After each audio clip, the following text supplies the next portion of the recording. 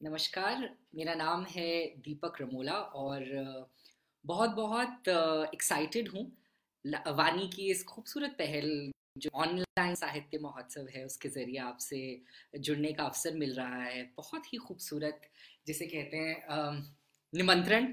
अदिति जो हैं मेरी प्रकाशक और बहुत ही अच्छी इंसान, एक बहुत ही बेहतरीन मित्र, उन्होंने जब ये प्रस्ताव मुझे भेजा कि आप इससे जुड़ना चाहेंगे डिजिटल मीडियम से, तो मैं बिल्कुल भी इनकार नहीं कर पाया।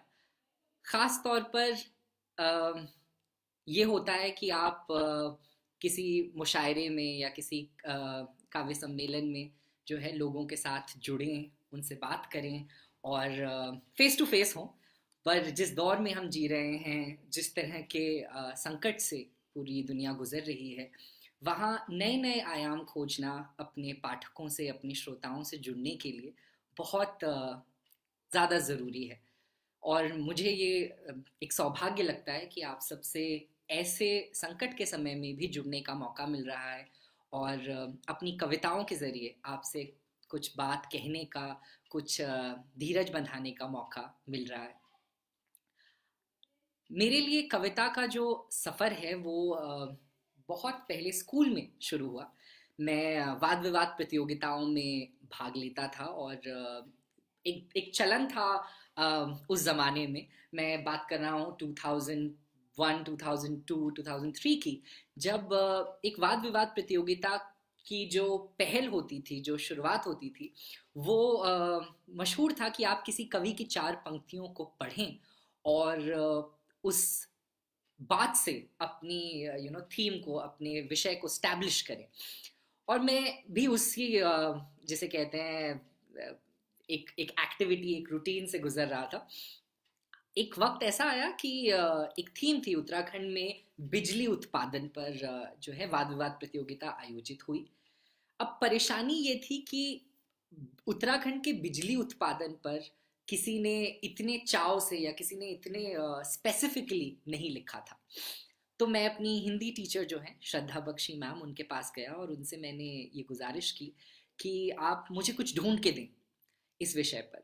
और उन्होंने कहा कि चार ही पंक्तियां तो हैं, आप क्यों ना खुद इसे लिखें और अपने वाद विवाद प्रतियोगिता में इसे पेश करें।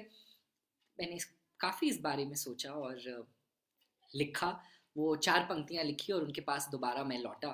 जब चार पंक्तियां लिख ली तो उन्होंने कहा अब चार लिख ली हैं तो तुम आठ भी लिख सकते हो, और अगर आठ लिख लोगे तो 12 लिखने की कोशिश करना, और अगर 12 लिख लोगे तो तब तक मत ठहरना जब तक कविता की जो बात है वो पूरी ना हो जाए। और वहाँ से मेरा काव्य सफ़र जो है वो शुरू हुआ। और आज बहुत जिसे कहते हैं साल हो गए हैं, करीबन 15-16 सालों से मैं लिख रहा हूँ और पढ़ रहा हूँ अलग अलग लोगों को। कुछ बहुत ही बड़े बड़े दिग्गज जो मेरे दोस्त हैं, मेंटोर्स हैं, मनोज मुंतशिर जी, वो भी इस ऑनलाइन साहित्य महोत्सव का हिस्सा रहे। मनोज जी से मैंने बहुत कुछ सीखा है और समझा है, और साथ ही उनके फेसबुक लाइव से ये हौसला भी मिला कि हम इसे निभा लेंगे। तो आप सब जो जुड़ रहे हैं, अगर आपको कोई सवाल पूछना है, अगर आपको एक युवा कवि की दृष्टि से कविता की जो पृष्ठभूमि है उसको समझना है, तो आप ज़रूर जो है अपने क्वेश्चंस लिखें।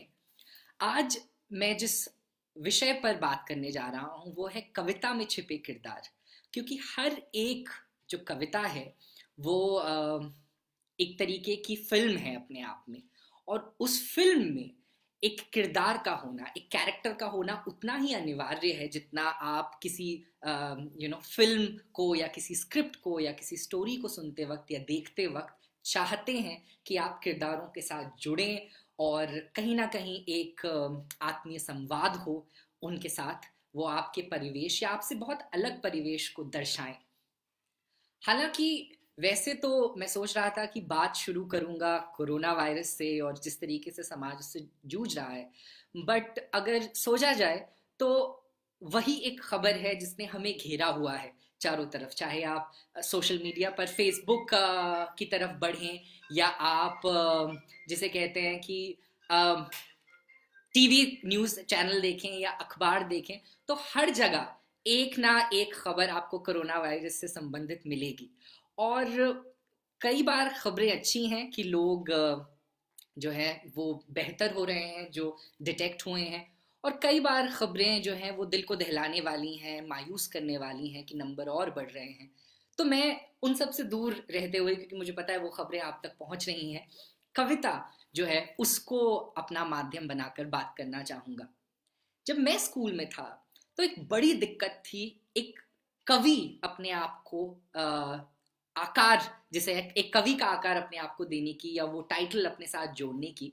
क्योंकि कविता बहुत ज्यादा स्कूल स्तरों पर एक पनिशमेंट के रूप में यूज की जाती है। होमवर्क करके नहीं लाए, ये पूरी कविता याद करके आओगे। शरारत की है, 3 कविताएं याद करके सुनाओ।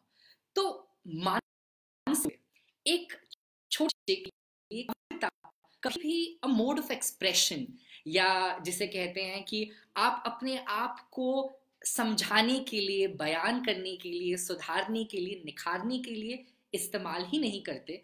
क्योंकि आप सोच रहे हैं कि मानसिक रूप से वो इंग्रेन्ड है कि आप कविता जो है वो पनिशमेंट के रूप में आपने हमेशा उसे इस्तेमाल किया है। मेरे साथ भी ये बहुत लंबे समय तक हुआ। और कविता के जो जिसे कहते हैं टूल्स हैं, कई बार बच्चे जो हैं और खासकर बड़े भी, मैं कई लोगों से मिलता हूं जो कहते हैं हमें भी कविता करनी है, वो टूल्स में उलझ के रह जाते हैं। जो साधन हैं कविता कहने के, करने के, पढ़ने के, वो कविता का अंत नहीं है, वो आपके लिए एक सहारा है। इससे मेरा मतलब ये है कि जिस तरीके से राइमिंग स्कीम जो है आप देखें, तो मैं स्कूल में, मेरे हिसाब से बहुत लंबे समय तक मेरी फेवरेट और मेरी बेस्ट कविता थी कि there is a cat sitting on a mat eating a rat and that is that. और मैं सोचता था कि चारों पंक्तियों में जो एक राइमिंग स्कीम है वो जीवंत है, तो कितनी बड़ी उपलब्धि है ये अपने आप में। जैसे जैसे मैंने पढ़ना और शुरू किया बाकी लोगों को, blank verse, free style, spoken word poetry, आजकल तो कितने आयाम और कितने ज़्यादा तरीके हैं जानने के कि आप बहुत खूबसूरती से अपने तरीके से कविता कह सकते हैं। एक पहला सवाल मेरी तरफ जो आ रहा है, इससे पहले कि मैं कुछ पढ़ूं, वो मोहम्मद सलमान जी का है।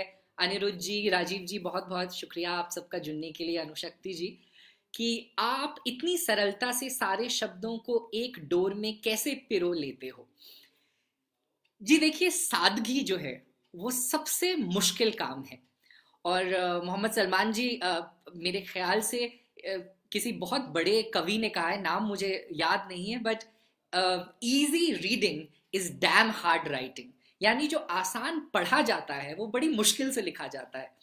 और मुझे लगता है, मैं हमेशा ये कोशिश करता हूँ कि मैं बहुत भाषा का उपयोग जो है ये जाहिर करने के लिए ना करूं कि मुझे शब्द आते हैं, मुझे इस भाषा का ये सबसे मुश्किल शब्द आता है और मैं उसे इस्तेमाल करूंगा अपनी कविता में, अपने पाठकों को ये जताने के लिए कि मेरा शब्दकोश बहुत बड़ा है। कई बार युवा कवि होने के साथ साथ ये जिम्मेदारी आप पर पड़ती है कि आप बदलते दौर के साथ जिस तरीके से लोग भाषा का स्मरण कर रहे हैं, जिस तरीके से लोग भाषा का उपयोग कर रहे हैं, वही आपकी पोएट्री में कहीं ना कहीं उसका प्रतिबिंब मिले, उसका रिफ्लेक्शन मिले। तो मेरे लिए ये बहुत ज़रूरी बात है कि मैं कभी भी बड़े शब्द, इनफैक्ट जब मैं अपनी पहली किताब इतना तो मैं समझ गया हूँ लिख रहा था, तो कई लोग जिनको मैंने अपनी किताब भेजी, उन्होंने मुझे एक रिस्पॉन्स फीडबैक में ये भेजा कि आपने उर्दू शब्दों के साथ तो कोई गहरी और पावरफुल कविता तो लिखी ही नहीं, तो आप किस तरीके से कनेक्ट करेंगे, क्योंकि उर्दू जो वर्ड्स हैं उनका चलन हिंदी गीतों में भी था। आप देख लीजिए कि 2011 से लेकर 2015 तक जो गीत बने, उनमें अगर आप एक अच्छा उर्दू शब्द डाल दे तो वो गाना हिट हो जाता था। वही झलकियां कहीं ना कहीं आपको कविता मंच पर भी सुनने और जाहिर करने के लिए एक अनस्पोकन प्रेशर के रूप में मिलती हैं।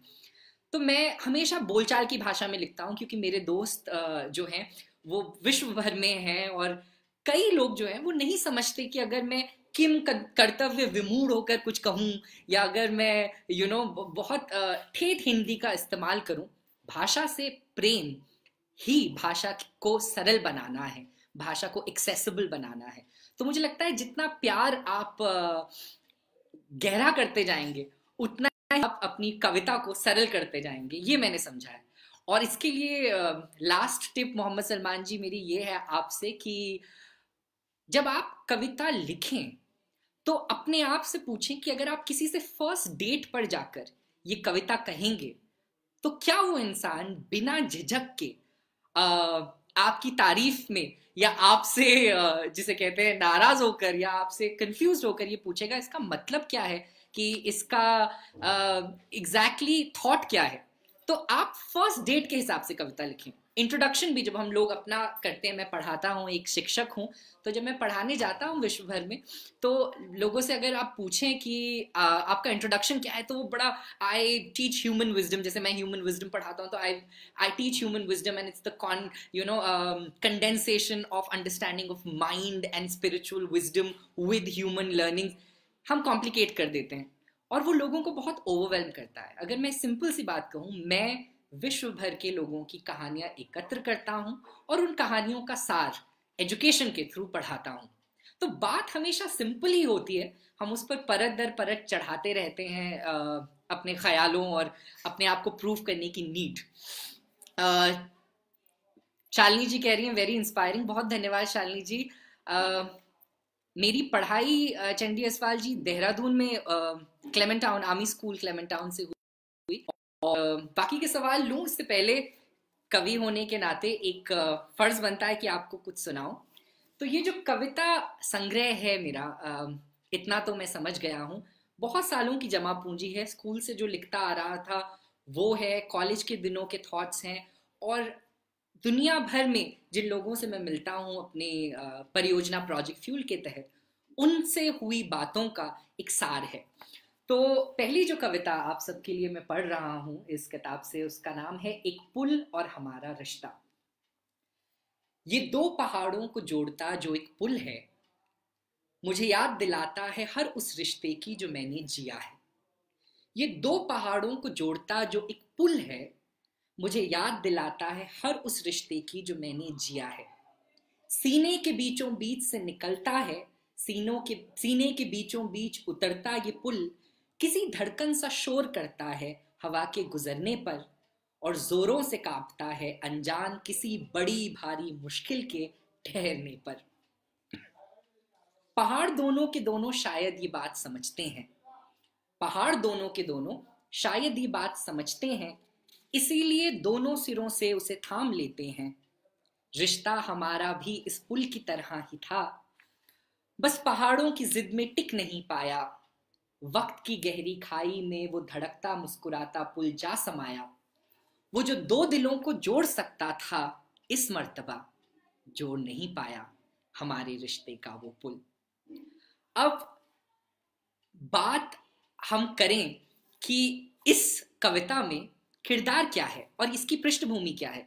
ये कविता मैंने नॉर्थ ईस्ट में लिखी थी, एक सुबह डॉकी करके एक बहुत खूबसूरत सी जगह है, और नदी के किनारे बैठ के दो पहाड़ों को मैं देख रहा था, और मेरे पीछे जो है दो लोग जो आपस में दोस्त थे वो लड़ रहे थे, और जो उनका संवाद था वो मुझे एक पुल की तरह, एक ब्रिज की तरह नजर आया कि इस पुल को इन दोनों ने थामा हुआ तो है, पर जैसे ही एक इंसान खामोश होगा या चुप होगा, वो पुल का एक सिरा छोड़ देगा और वक्त की गहरी खाई में ये खामोशी गूंजती रहेगी और ये बात सुलझेगी नहीं।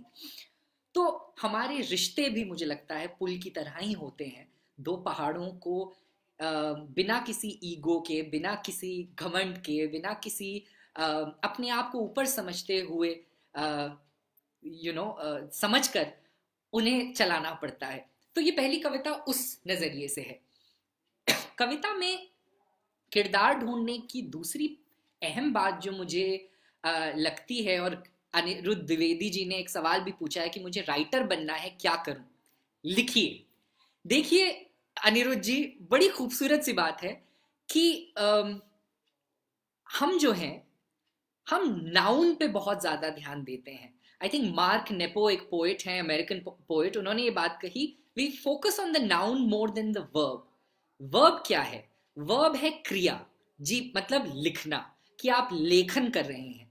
नाउन क्या है? कि आप राइटर हैं। हम कई बार इन टाइटल्स के साथ आप डांसर हैं तो उसकी एक अलग ब्रांड इमेज है, उसका अपना एक क्षेत्रफल है, उसकी अपनी एक पहुंच है। हम सब उसमें उलझ के रह जाते हैं। पर मूल क्या है? मूल है कि आपको नृत्य करना है, और करना तो अपने आप में एक जीवंत एक प्रक्रिया है जिसे आप उपलब्ध नहीं कर सकते, जिसे बनाया और पिरोया जाता है।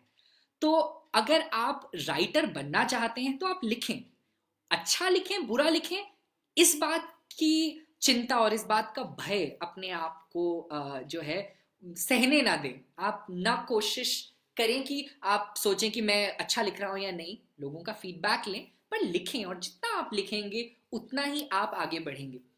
कई बार नए राइटर्स मुझसे ये पूछते हैं कि हम लिखना तो चाहते हैं पर हम शुरू कैसे करें? हम ना पहाड़ों में रहते हैं, ना हम किसी नदी के किनारे बैठे हैं, ना हम आपके जितना ट्रैवल करते हैं, तो हम कैसे लिखें खूबसूरत कविताएं? मुझे लगता है कि इंस्पिरेशन को दुनिया में सबसे ज्यादा ग्लोरीफाई किया गया। प्रेरणा जो है वो ढूंढ कर खोज कर संभाल के रखने वाली चीज नहीं है। प्रेरणा तो एक बीज की तरह रोप कर उगाने वाली चीज है, और वो बीज आपको आपके अपने पास ही मिलेगा। मैंने कविताएं प्लेन में लिखी हैं। अब क्वारंटीन के जमाने में आप घर में 21 दिन बंद हैं, तो आप कविता लिखने हिमालय पर्वत तो नहीं जाएंगे, या यूरोप की स्टोन कॉबल्ड पाथ पर तो नहीं जाएंगे। तो आप अपने आसपास ही चीजें देखें और उन्हें बयान करने की कोशिश करें। तो इंस्पिरेशन के लिए एक चीज जो मुझे हमेशा लगती है कि पोइट्री एक्सरसाइजेज में भी ये कई बार होता है यूनिवर्सिटीज में, कि आप किसी भी एक चीज को लें, घर की अलमारी को लें, और जाने कि अगर वो अलमारी बोल सकती तो वो क्या कहती। और ऑफ कोर्स एक टूल है पोइट्री में जिसे पर्सोनिफिकेशन यानी मानवीयकरण कहते हैं। तो आप जब किसी एक जिसे कहते हैं एक ना जीवित चीज या एक उपयोग और उपभोग की वस्तु को जीवंत करेंगे तो आपको बहुत सारी चीजें मिलेंगी। मेरे सामने एक अलमारी है, मैं इसकी तरफ देखकर अगर कहूं घर की बूढ़ी अलमारी खांसती है, धूल बहुत है, हम इस अलमारी को भूल गए हैं घर के बुजुर्गों की तरह। अब महीनों बाद इससे मिलना होता है, और आप कितना कुछ बिल्ड कर सकते हैं। वो अलमारी क्या सोचती है, कितने सालों से है, उसने अपने अंदर क्या संभाला हुआ है, उसकी भावनाएं क्या हैं, उसकी कितनी मरम्मत यानी उसकी कितनी देखभाल आपने की है। और इन सब चीजों को जब आप पुरोएंगे आपको अंत में एक बहुत खूबसूरत कविता मिलेगी जो अपने आप में नई होगी। तो अपने आसपास देखें कि आप क्या महसूस कर रहे हैं, क्या सोच रहे हैं, और उसको पिरोने की कोशिश करें। कुछ और सवाल। मैं कुशल कंधार जी कह रहे हैं, कविता के पाठक आज भी हैं क्या? सुना है एक कविता संग्रह की खींच खींच कर 250 प्रतियां बिकती हैं, क्या ये सच है? कुशल कंधार जी, जब तक आप जैसे लोग इस फेसबुक लाइव पर कमेंट करेंगे और मुझ जैसे लोग पढ़ेंगे, मुझे नहीं लगता कि कविता पाठक जो है वो मरेगा। क्योंकि कविता जो है वो सिर्फ एक जिसे कहते हैं एंटरटेनमेंट नहीं है, मनोरंजन का साधन नहीं है। कविता हमारे जीवन की वो कड़ी है जिसे आप इस्तेमाल करते हैं बेहतर सांस लेने में, जिसे आप इस्तेमाल करते हैं अपनी बात एक बेहतर तरीके से, जिसे बड़े बूढ़े इस्तेमाल करते हैं नसीहत बांटने में। कविता ह्यूमन हिस्ट्री के साथ चलती आई है। अफ्रीका के एक एक्सर्प्ट मैं आपको बताता हूँ, एक फोक सॉन्ग में, जब भी आप ह्यूमन हिस्ट्री में वो वक्त देखेंगे जिस जिस दौर से एक तरीके से हम आज गुजर रहे हैं, जहाँ आदमी बंद है, जहाँ आदमी जिसे कहते हैं दुख तकलीफ में जी रहा है या बहुत मजबूर है, कविता ने हमेशा उसका साथ दिया है। चाहे वो वर्ल्ड वॉर हो, चाहे वो फेमीन हो, चाहे वो अफ्रीकन ट्रेड की स्लेवरी हो, आप देखेंगे कि मानव तस्करी में भी कविता ने लोगों को जीने की एक उम्मीद, एक मकसद दिया है। एक अफ्रीकन फोक सॉन्ग है जिसकी एक तरीके से सेटिंग मैं कहूँगा ये है कि एक औरत अफ्रीका से अभी अभी बिकी है और उसे एक जहाज में जो उसका ओनर है वो लेकर जा रहा है, और एक और आदमी है जो उस औरत से प्रेम करता है और उसी जहाज में है, वो भी किसी और ने खरीदा है, और वो कहता है उसकी तरफ देखते हुए कि the woman I love, she is chocolate to the bones. The woman I love is chocolate to the bones, and every time she moves, a skinny woman loses her home. And पूरा जहाज जो है वो हंस के उभरता है, क्योंकि जो मालिक है जिसने खरीदा है इस औरत को, उसकी वाइफ जो है वो बिल्कुल छरहरी सी एक दुबली पतली महिला है। और ये अफ्रीकन जो महिला है, जो बिकी हैं, वो बता रहा है कि उनकी ग्लोरी कितनी अविस्मरणीय है, कितनी मनमोहक है, कि कोई भी इंसान उसे नहीं खरीद सकता। तो ऐसी ही कितनी कविताओं ने, कितने गीतों ने, कितने लेखन ने हिस्ट्री में बहुत से लोगों को जीने का मकसद और मौका दिया है। तो मुझे लगता है हम तो कविता के साथ हमेशा रहेंगे और कविता भी हमारे साथ रहेगी, क्योंकि हम जिस तरीके से अपने आसपास देखते हैं वो कविता ही है, और कविता के पाठक नहीं मरेंगे। हर्षिता केएस कह रहे हैं, please tell about the book cover, it is beautiful. Harshita ji, बहुत धन्यवाद आपका इस सवाल के लिए। मैं आपको बताऊं कि ये कवर जो है नीरव दोषी, मेरे एक दोस्त हैं, एनिमेटर हैं, इलस्ट्रेटर हैं, उन्होंने बनाया। अब किसी भी एब्स्ट्रैक्ट जो एक टाइटल होता है किताब का, अब मतलब अगर आप किताब का नाम रख रहे हैं, इतना तो मैं समझ गया हूँ, बहुत मुश्किल है कि आप एक फोटो ढूंढ लेंगे जो उस टाइटल के साथ जाएगी। अगर मैं कहूँ कि सूरज या फिर झील कविता का टाइटल है, तो वो बड़ा स्केच करना इजी है। जब नीरव जी के साथ मैंने अपनी ये किताब बांटी और अपनी कविताएं शेयर की, तो हमने सोचा कि मैं क्या समझा हूं और उसको हम किस तरीके से दर्शा सकते हैं। तो आप देखेंगे कि उन्होंने जो फाइनल इसका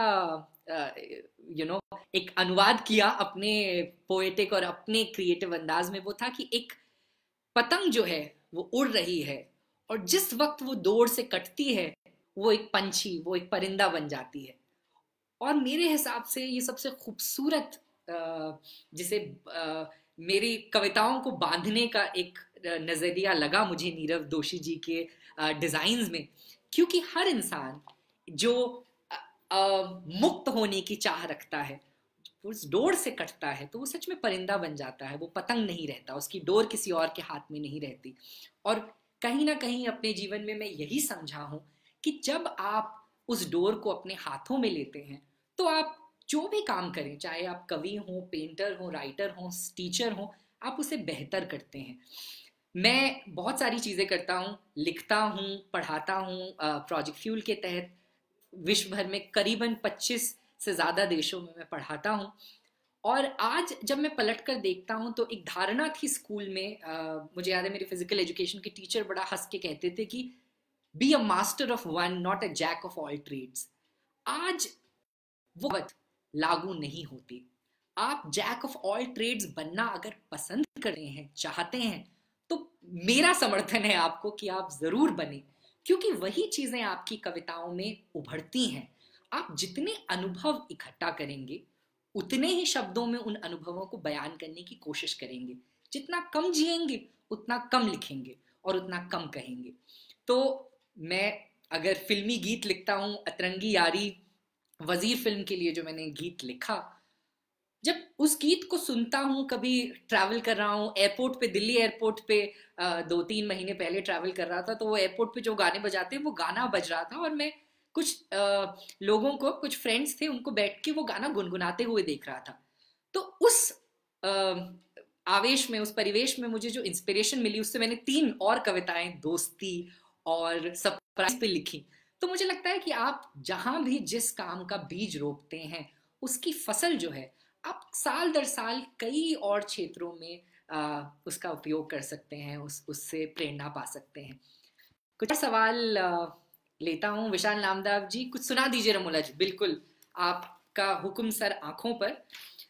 कविता के किरदारों की बात आज के विषय में हो रही है, तो मैं आपके लिए कविता पढ़ रहा हूँ जिसका नाम है तकलीफ, और ये डिजाइन है उसका।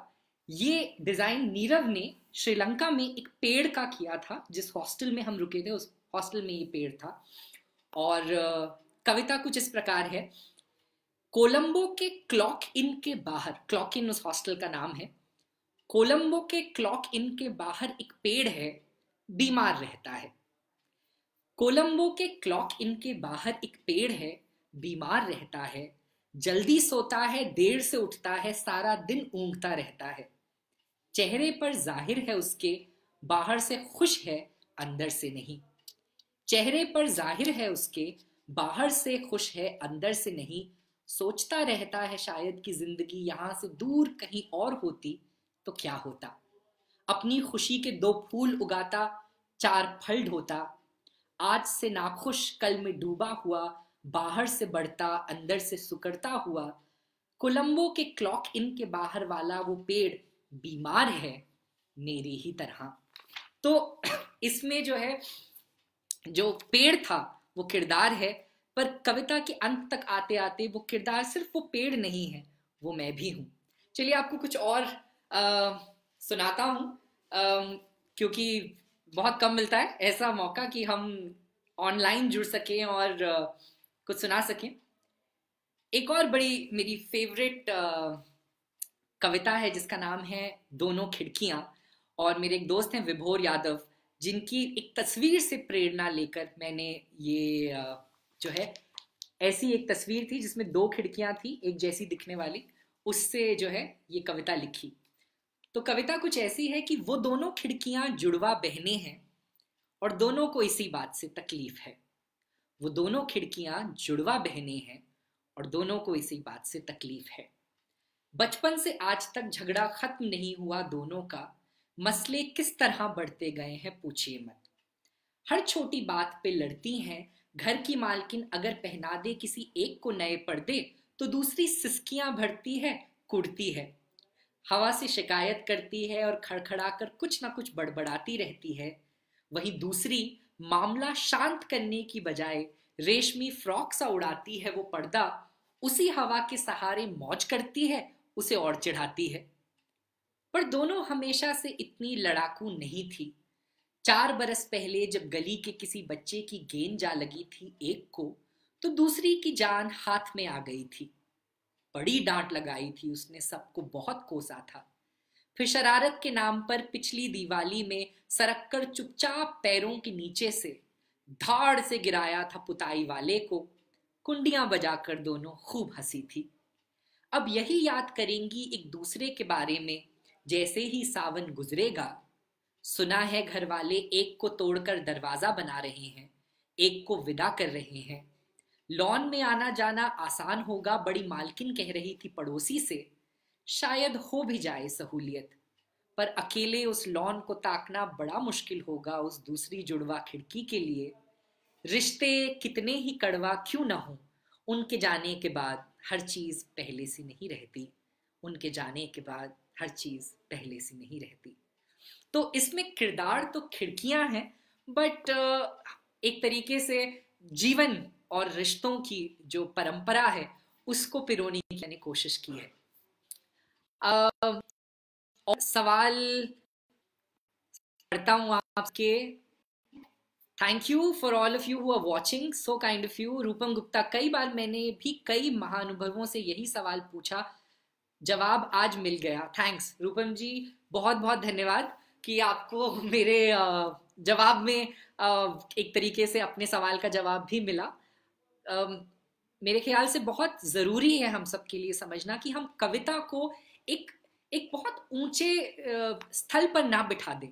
कविता आम जीवन हमारे साथ सांस लेने जितनी आसान होनी चाहिए, और ये मेरी कोशिश है। देव नवाब साहब कह रहे हैं, while writing the poems what do you think?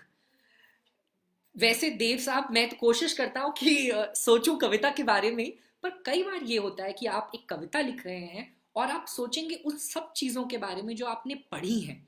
तो आप कभी अपनी किताब की दरगाह या अपने कागज़ की दरगाह में अगर कलम रूपी दुआ को लेकर आए तो आप भगवान के बारे में तो सोचेंगे ही, आप आस्था के बारे में सोचेंगे, आप जिसे कहते हैं कृतज्ञ होने के बारे में सोचेंगे, आप एक भिक्षु होने के बारे में सोचेंगे। तो मैं भी जब अपनी कविता की दरगाह में जाता हूँ, कागज़ की दरगाह में जाता हूँ कलम को दुआ मानकर, तो मैं उन सब को साथ ले जाने की कोशिश करता हूँ जिन्हें मैंने पढ़ा है।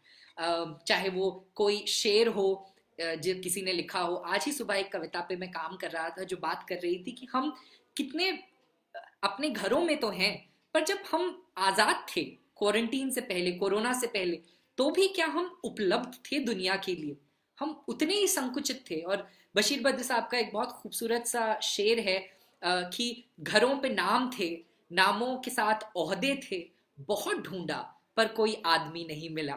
तो जब मैं वहां बैठा हूं अपनी कविता लिखने, तो वो जहन में वो शेर, वो मिसरा तो है ही, और साथ ही साथ विभिन्न किताबें जो पढ़ते हैं लोग, अनुभव, वो साथ जुड़ते रहते हैं। शालिनी वर्मा जी कह रही है, Deepak ji one request please, one poem सुना दीजिए। शालिनी जी बिल्कुल पढ़ता हूँ, थोड़े से लूं। जिंदगी फिर भी आपकी किताब का पेज 163, कविता का किरदार समझाइए। ओके, वाओ, बड़ी खुशी मिलती है जब आप सब जो है वो पेज नंबर के साथ मुझे कहते हैं कि कुछ पढ़ें और उसे समझाएं। ये जो पर्टिकुलर कविता है जिंदगी फिर भी, चलिए इस दौर के लिए मैं सोच रहा था एंड इस कविता से करूंगा, पर आज किसी ने रिक्वेस्ट कर दिया तो पढ़ के आपको समझा भी देता हूँ। वैसे आप सब मुझसे बेहतर जानने वाले हैं, तो मैं अगर कुछ गुस्ताखी करूं तो माफ कीजिएगा। कविता का उन्वान है जिंदगी फिर भी। अंधाधुंध मुसीबतों से सना हुआ संजीदा एक गम, ख्यालों में आजाद शब्दों की गिरफ्त में एक नज्म, यादों की वीरान गली में पीछा करता पुरानी पहचान का साया, एक खेल जिसमें जितना जीते हम उससे कहीं ज्यादा गवाया, सख्त हाथों और नर्म दिलों की कश्मकश, झूठे दिलासों का तसव्वुर एक चुपता हुआ सच, दबी दबी सी मुस्कुराहटें बेझिझक चीखता हुआ डर, बड़े खामखा हैं इसके झगड़े, जिंदगी फिर भी खूबसूरत है मगर। और आज के दौर में सच में ये कविता बहुत ज्यादा मायने रखती है, क्योंकि बड़ा आसान है कंप्लेन करना, बड़ा आसान है कहना कि हम बड़े दुखी हैं, हम बड़े परेशान हैं। पर जिंदगी अगर आप देखें, अगर आप एक अच्छे बिस्तर पर सो रहे हैं, एक दो वक्त की रोटी बिना झगड़ा किए, बिना हजारों किलोमीटर चले खा रहे हैं, तो इसमें बहुत ज्यादा धन्यवाद करने वाली जो है एक बात बनती है।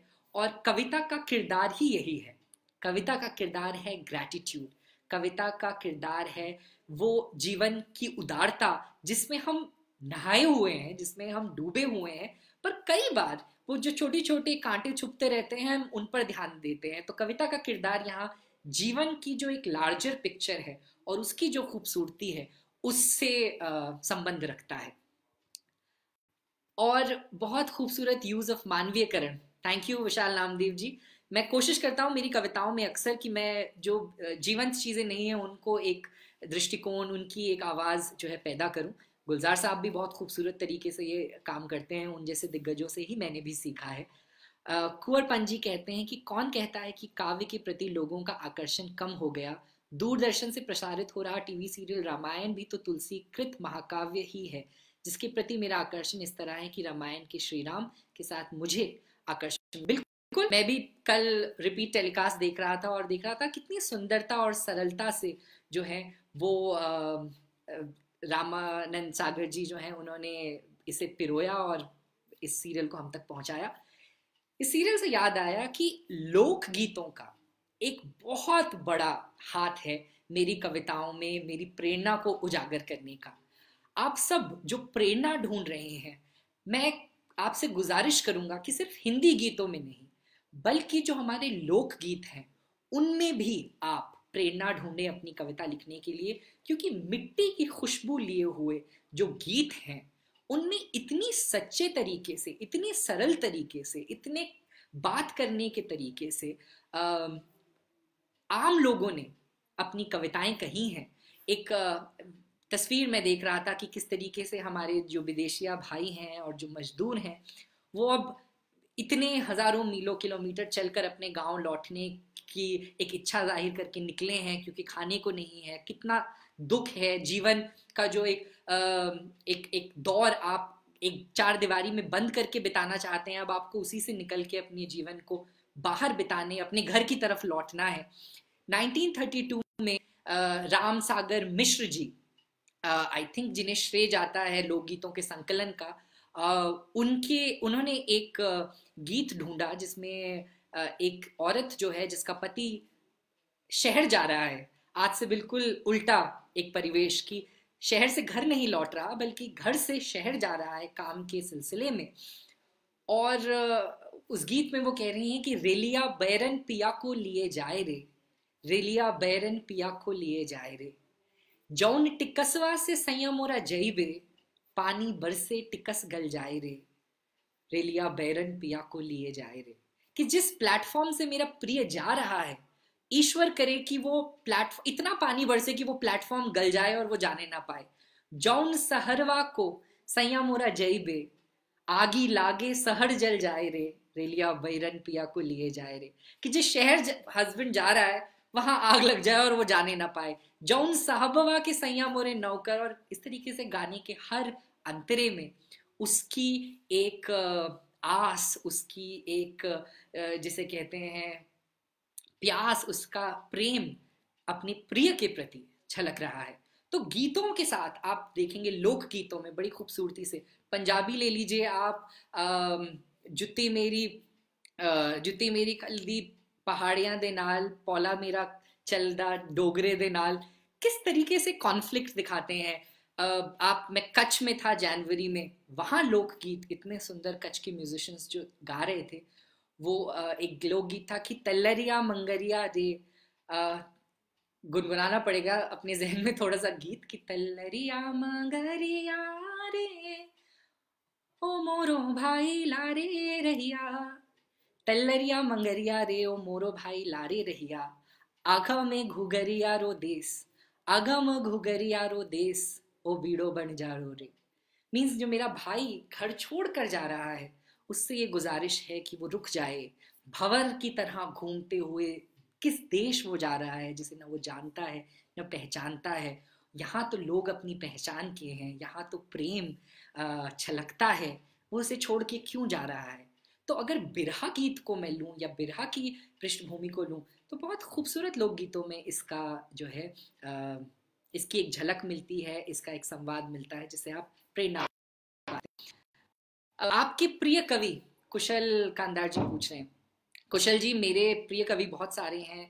उदय प्रकाश जी हैं, विनोद कुमार शुक्ल जी हैं, मनोज मुंतशिर जी हैं, गुलजार साहब, बशीर बद्र, बहुत सारे लोगों से मैं लेता हूँ, पढ़ता रहता हूँ। एक और पोलिश पोइट हैं, शायद आपने उनका अनुवाद, उनकी कविताओं का अनुवाद पढ़ा होगा, नोबेल लॉरिएट हैं, जिनका नाम है विश्लावा सिम्बोस्का।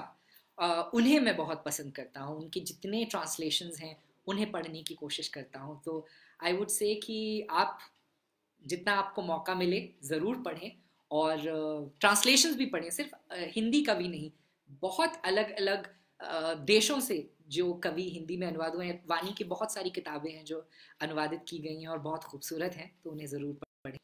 विशाल नामदेव जी कह रहे हैं, गानों को यदि आप लिख भी लें पर उसके आगे कैसे लेकर जाएं, काम किस तरह से मिल सकता है, आखिर वो भी ज़रूरी है। रमोला जी भी एक शायर, मैं भी एक शायर हूँ और आपसे काफ़ी प्रभावित हूँ। बहुत बहुत धन्यवाद उत्कर्ष जी, मुझे बहुत प्रेरणा मिलती है आप सब लोगों से सुनकर। हर्षिता कह रही हैं, Hindi is not my mother tongue and I had it as a third language. I do watch Hindi movies but it's only now after school that I found a reason to read more Hindi poems. I bought your book and it's going to be only a start, just like Ruskin Bond. After reading your works, I more and more want to visit Dehradun. बिल्कुल देहरादून आइए। Ruskin bond साहब ने तो इतनी से पहाड़ों को, मसूरी को, लैंडोर को दर्शाया है अपने लेखन में, और मैं उम्मीद करता हूँ कि मेरी किताब से अगर आप शुरू कर रही हैं तो आप निराश ना हो और आप आगे पढ़ें, उससे आपको प्रेरणा मिले। You reading more fun. बहुत बहुत thank you for those kind words. युवा कवियों को अपने अनुभव से क्या आप कुछ सुझाव दे सकते हैं? युवा कवियों को मैं ये कहूँगा कि मन छोटा ना करें।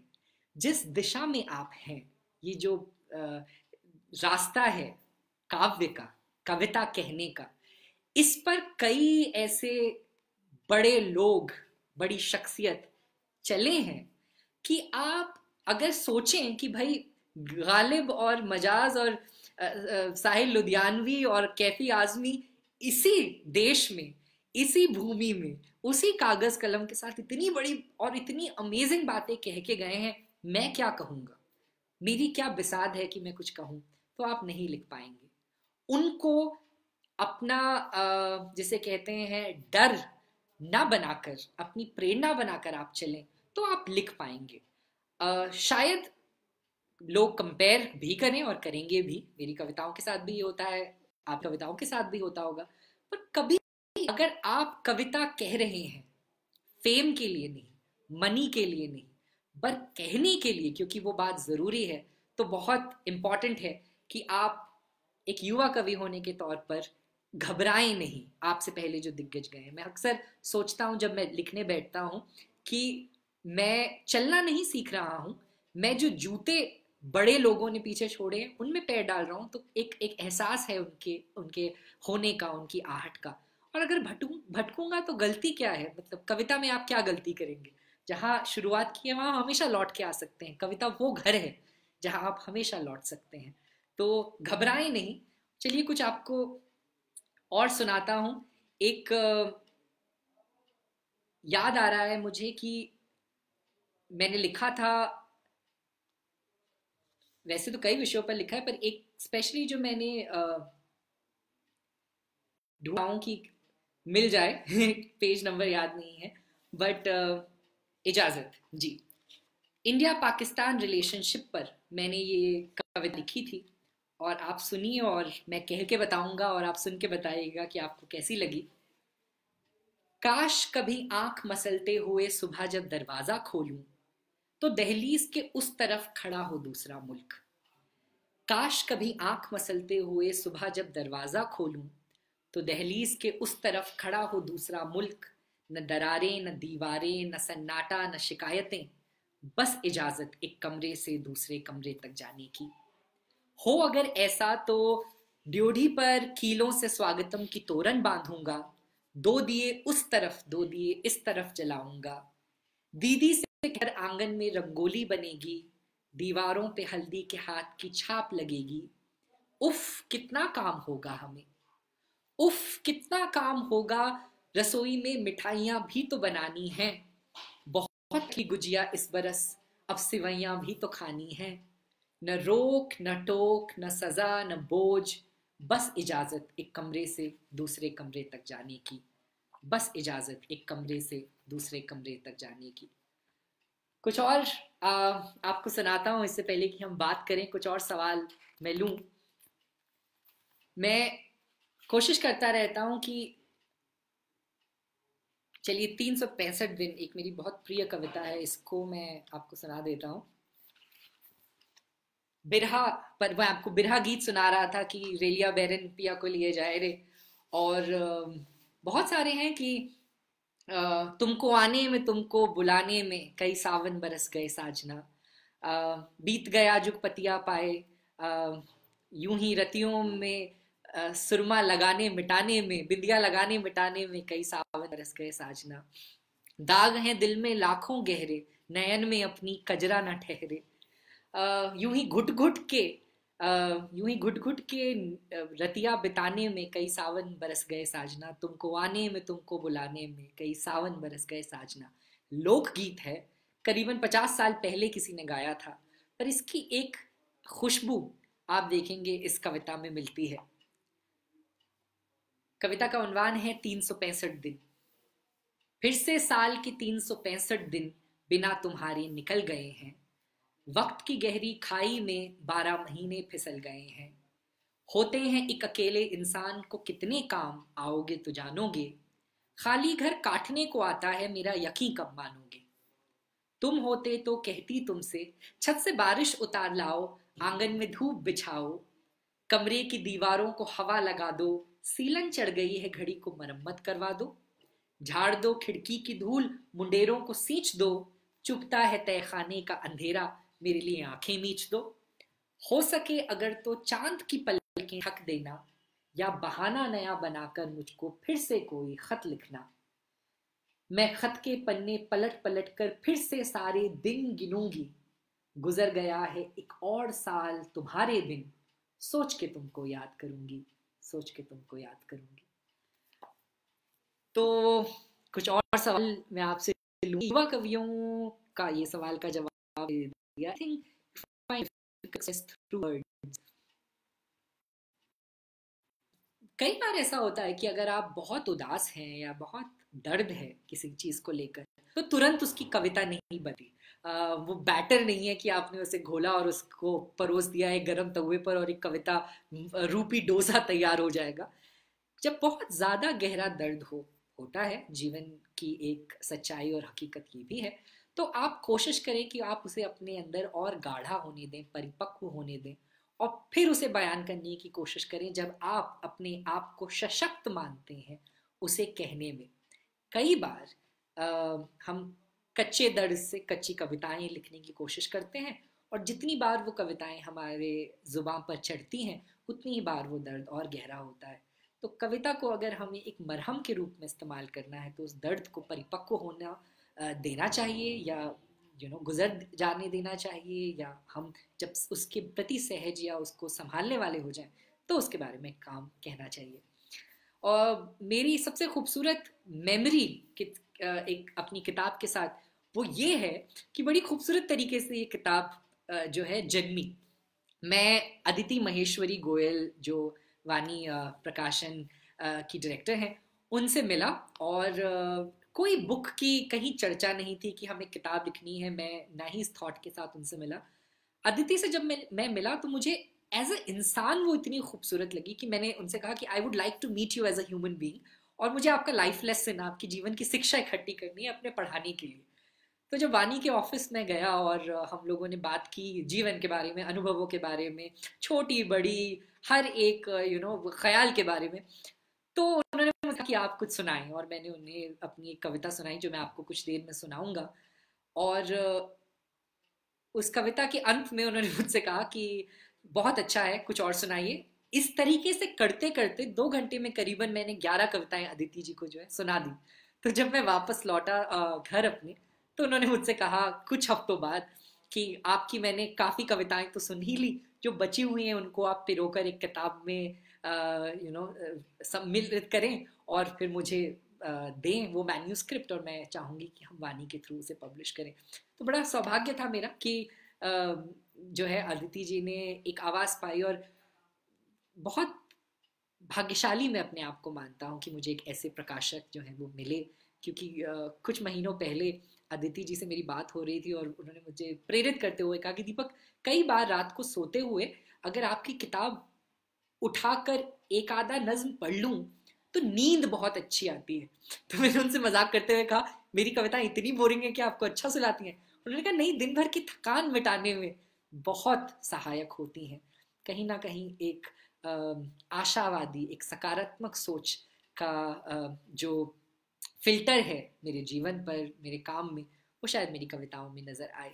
वक्त ज्यादा नहीं है, मैं फटाफट से कुछ और सवाल ले लेता हूँ। द्वारिका प्रसाद उनियाल जी, नमस्कार सर। द्वारिका जी के बारे में मैं कहना चाहूँगा, बड़े अमेजिंग कवि हैं और ये भी एक मेरे प्रेरणा स्रोत हैं इस दुनिया में। प्रताप सोमवंशी जी, जिनका बहुत खूबसूरत गजल संग्रह इतवार छोटा पड़ गया, उसे मैं कई बार पढ़ता रहता हूँ। अखबार जब मुझसे बुक्स का रिकमेंडेशन मांगते हैं तो एक किताब तो मैं हमेशा इतवार छोटा पड़ गया रिकमेंड करता हूँ कि राम तुम्हारे युग का रावण अच्छा था, 10 के 10 सर बाहर रखता था। क्या बात है अपने आप में, बहुत गहरी बात है। बहुत बहुत धन्यवाद विशाल जी। सर, कविता को अच्छी कैसे लिखी जा सकती है? देखिए, अच्छा एक बहुत ही सब्जेक्टिव ओपिनियन होता है कि अच्छा क्या है। शायद मेरा लिखा हुआ आपको अच्छा ना लगे पर किसी और को बहुत अच्छा लगे। मेरा सुझाव यही है कि आप कब अपनी कविताओं से संतुष्ट हैं, और आपके आसपास क्या ऐसे लोगों का दायरा है जो सिर्फ आपका मन बहलाने के लिए नहीं बल्कि सच मुच में आपकी कविताओं के प्रति एक फीडबैक, एक रिव्यू देने की कोशिश करते हैं। मेरे जीवन में ये जो उपाधि है वो मैंने कुछ लोगों को दी है। मेरी सिस्टर हैं दीपिका रमोला, वो इतनी बड़ी क्रिटिक हैं कि अगर मैं कुछ लिख के उन्हें सुनाऊं तो वो पहले 10 सेकंड में ही बता देती हैं कि ये अच्छा है या नहीं। और वो बड़े मैं तो बहुत सादगी से कह रहा हूँ, वो कहती हैं वाहियात लिखा है, कुछ और अच्छा लिखो, मुझे फोन करना। तो इस तरीके का फीडबैक आपको उन लोगों से जो मिले जिन पर आप विश्वास करते हो, तो आप कविता को और निखार सकते हैं। क्योंकि दुनिया के बड़े दायरे में बहुत मुश्किल है किसको क्या पसंद आएगा और कितना किसको आप प्लीज कर सकते हैं। बहुत मुश्किल काम है। सवाल है तो आप पूछें, क्योंकि हमारे पास 5 मिनट और हैं। मैं आपके सवाल, हेलो कपूर, नीर जोशी जी नमस्कार, कपूरथला से। आप बहुत अच्छा लिखते हैं जी, बहुत बहुत धन्यवाद। मैं बहुत शुक्रगुजार हूँ। आई एम श्योर आप सब काव्य प्रेमियों को अपने बीच और अपनी सराहना करते हुए देखकर मुझे तो बड़ा अच्छा लग रहा है। लगता है दूसरी किताब जल्दी लिखनी पड़ेगी।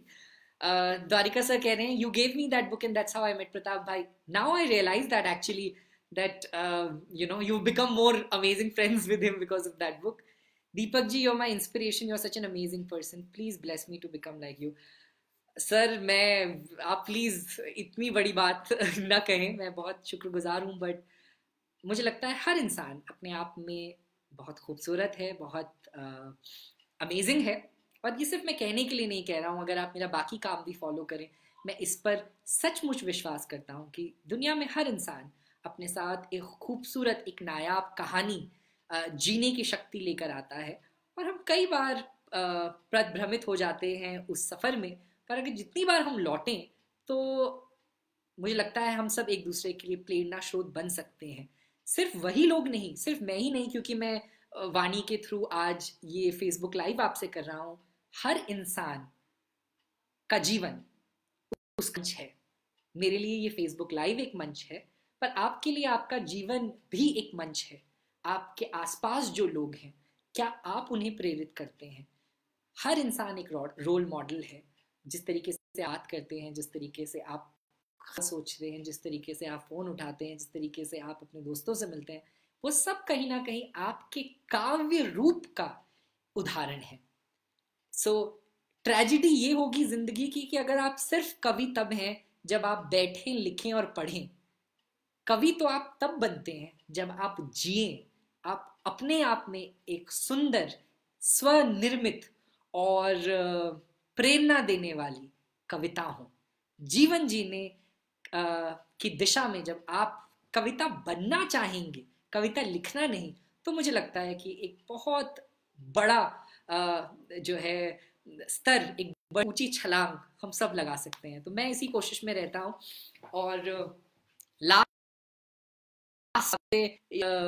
ये कहना चाहता हूँ कि सेकंड बुक का वेट कर रहे हैं जी, मैं भी वेट कर रहा हूँ। मुझे लग रहा है क्वारंटीन का इस्तेमाल करते हुए और लिखूं और आपको सुनाऊं। और ये कह सकता हूँ कि कुछ नई कविताएं आई हैं जो दूसरी किताब में होंगी, जो सेकंड पब्लिकेशन में होंगी, and I am very excited for it.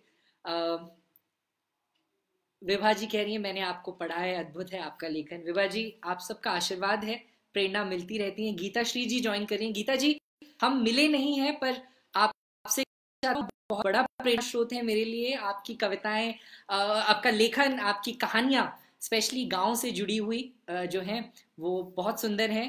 तो उम्मीद है आपसे मुलाकात होगी अदिति के थ्रू, वाणी के थ्रू। और सबसे जाते जाते ये कहना चाहता हूँ कि एक कुंवर नारायण जी ने बड़ी खूबसूरत बात कही है कि जो लोग लफ्जों से प्यार करते हैं बहुत दुख उठाते हैं। मेरी उम्मीद जीवन में और मेरी आकांक्षा जीवन में यही है कि वो दुख अगर है, वो सिर्फ कवि को उठाना पड़े, पाठकों को न उठाना पड़े। पाठकों को सिर्फ प्रेम और पाठकों को सिर्फ उदारता और खुशी मिले उस लेखन से। तो वो जो जिम्मेदारी है वो हम कवि जो है अपने ऊपर लें, तो शायद दुनिया और खूबसूरत होगी। कविता लिख नहीं रहे या नहीं लिखते या नहीं लिखना चाहते, उनसे मैं गुजारिश करूंगा कि दुआएं करें उन सब के लिए जो बसों में सिमट कर घर जा रहे हैं, जो बीमार हैं इस दौर में कोरोना के तहत। और कहीं ना कहीं आपकी दुआएं भी कविताएं हैं जो शायद कहीं ना कहीं अपना असर दिखाएंगी। जाते जाते आपको मेरी एक मनपसंद कविता है। वैसे तो अगर आप कवियों से पूछें कि आपकी फेवरेट पोएम कौन सी है, तो वो कहेंगे जी सारे बच्चे एक समान। मैं ऐसा नहीं सोचता। कुछ कविताएं, कुछ बच्चे मेरे बहुत ज्यादा पसंदीदा हैं। उनमें से एक ये कविता है जिसका नाम है वो लम्हा। वो लम्हा जो तुमने दे दिया किसी को, वो न लौटेगा तुम्हारे बुलाने से न मेरे चाहने से। वो लम्हा जो तुमने दे दिया किसी को, वो न लौटेगा तुम्हारे बुलाने से न मेरे चाहने से। वक्त की कलम से कितना कुछ लिख गया है, वो या तो खो गया है या बिक गया है। वो लम्हा जो तुमने दे दिया किसी को। वो लम्हा चाहता तो दूरियां मिटा सकता था, एहसास ना सही कम से कम आरजू जगा सकता था। खैर जो उसकी फितरत थी उसमें शरारत थी, हाथों से फिसल जाना वक्त की पुरानी आदत थी। वो रूठा भी नहीं था जो मान जाता तेरे या मेरे मनाने से। वो लम्हा जो तुमने दे दिया किसी को, वो न लौटेगा तुम्हारे बुलाने से न मेरे चाहने से। वो लम्हा यकीनन याद बन जाएगा, रह रह के याद आएगा, लाएगा हंसी होठों पे तो आंखों में आंसू भी लाएगा। वो लम्हा यकीनन याद बन जाएगा। तुम कहते हो तुमने दे दिया, पर जिसको दिया उसके पास अब तक नहीं पहुंचा। वो कहता है उसने वापस कर दिया, पर वो लम्हा मेरा अब तक घर नहीं लौटा। मैं जानता हूं वो लम्हा ठहरा हुआ है हम दोनों के बीच बहाने से। वो लम्हा जो तुमने दे दिया किसी को, वो न लौटेगा तुम्हारे भुलाने से न मेरे चाहने से। वो एक लम्हा। और इस नज्म के साथ इसलिए अंत कर रहा हूं क्योंकि ये जो वक्त हम जी रहे हैं, 21 दिन या इससे ज्यादा इससे कम का दिन, ये वक्त हम सब के बीच अटका हुआ है। ये जाएगा नहीं, ना ही इसे आप डिसॉल्व कर सकते हैं। और इस वक्त को हम किस तरीके से इस्तेमाल करते हैं, ये एक बहुत बड़ी दिलचस्प जिम्मेदारी है। सोशल मीडिया भरा हुआ है उदाहरणों से, सजेशंस से, cooking classes, painting classes, poetry writing, online classes, courses. मैं आप सबसे बस ये कहना चाहूँगा कि इस प्रेशर के तहत अगर आप कोशिश कर रहे हैं कि मैं भी ज़बरदस्त करूं, प्रोडक्टिविटी सिंड्रोम में जीना चाहते हैं, तो ऐसा ना करें। अगर आपको लगता है कि आप सच में ये वक्त ले सकते हैं कुछ ना करने के लिए, बहुत खूबसूरत बात है वो भी। हम एक ऐसे सामाजिक दौर में जीते हैं जहां बोर होना बड़ी नीची निगाहों से देखा जाता है, या जिसे बहुत ही अपशगुन माना जाता है हमारी जिंदगी में आज के दौर में, कि आप बोर्ड हैं। मैं कोशिश यही करूंगा आपको कहने की कि आप जो है वो वक्त लें अपने साथ बैठने का, कुछ करने का, कुछ न करने का, और जो आपको सही लगे वो करें। हाँ, इस दौर में अगर आप चाहते हैं किसी चीज से उस वक्त को भरना, तो कविताएं, लेखन, हिंदी साहित्य बहुत विस्तृत है, खूबसूरत है, और बहुत ही ममता के साथ आपको अपनी बाहों में भर सकता है। ऐसा मैंने महसूस किया है। अगर आपको भी ये लगे तो प्लीज़ अपने रिकमेंडेशंस और अपने सजेशंस भेजिएगा वानी के थ्रू, हमारे सोशल मीडिया चैनल्स के थ्रू। और मैं उम्मीद करता हूँ कि आप सब के सब जहाँ हैं सकुशल होंगे और मंगलमय तरीके से इस दौर से गुजरेंगे। जब ये वायरस हमें छोड़कर चला जाएगा और हम बाहर बड़ी मौज के साथ अपने दोस्तों को गले मिलेंगे, हाथ लगाएंगे, बाहर खाएंगे, घूमेंगे, तो शायद याद करेंगे ये वक्त कि वो जो चीज़ें थी जिन्हें हम ऐसे ही कैजुअली करते थे वो कितनी अहम है। ज़िंदगी के इन्हीं सारे ख्यालों के साथ आई होप आपसे मिलता रहूं अपनी कविताओं के थ्रू, और उम्मीद करता हूं कि आप सब भी लिखते रहेंगे, पढ़ते रहेंगे। बहुत बहुत धन्यवाद आप सबका। To Vani and Aditi, thank you everybody for watching. Bye.